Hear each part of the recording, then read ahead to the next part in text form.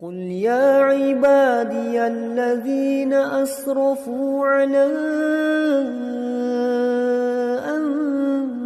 أنفسهم لا تقنطوا من رحمة الله.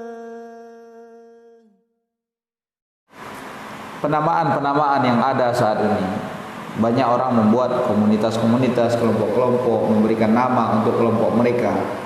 Ini tidak lepas dari 3 kondisi. Yang pertama kata beliau, antakuna mamduha. Penamaan ini adalah merupakan penamaan yang mamduha, yang terpuji. Dan yang kedua adalah penamaan ini adalah penamaan mazmumah, yang tercela, yang terlarang. Dan yang ketiga adalah antakuna mubahah. Penamaan-penamaan yang mubah. Nah, bagaimana penamaan yang mamduha?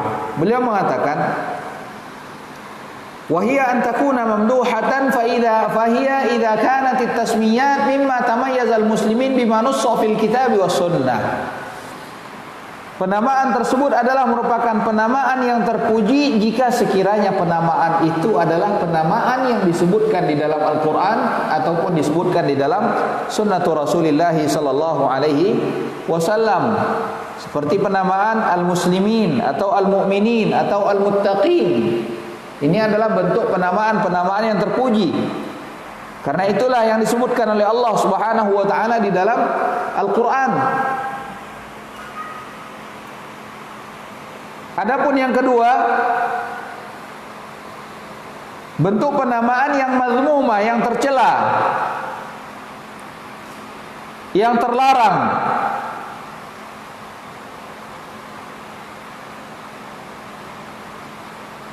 Wahadihi mimma hadatha fil ummati minal ahwa al-mukhtalifah. Seperti yang terjadi di tengah-tengah umat ini yang muncul dari hawa nafsu yang bermacam-macam,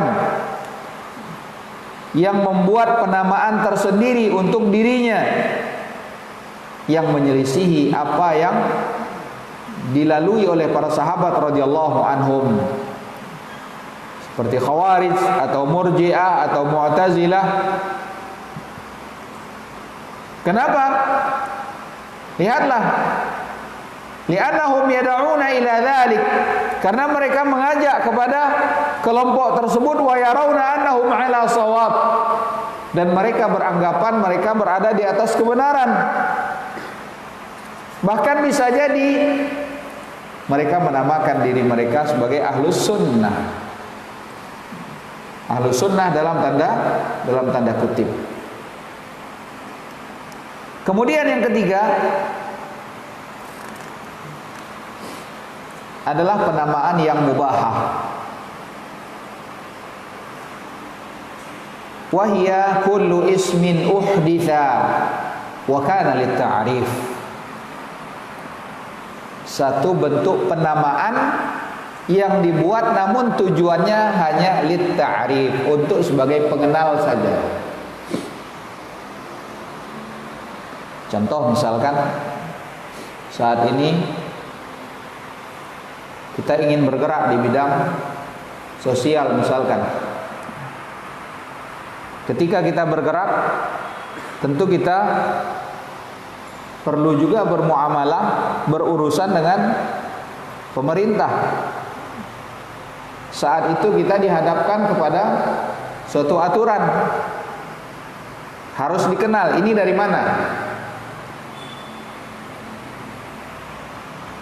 Maka apabila ada yang membuat penamaan sendiri, misalkan Yayasan Darul Iman atau Yayasan Al-Fulani atau yayasan yang lainnya, hanya sebatas ta'rif untuk pengenal, maka ini diperbolehkan.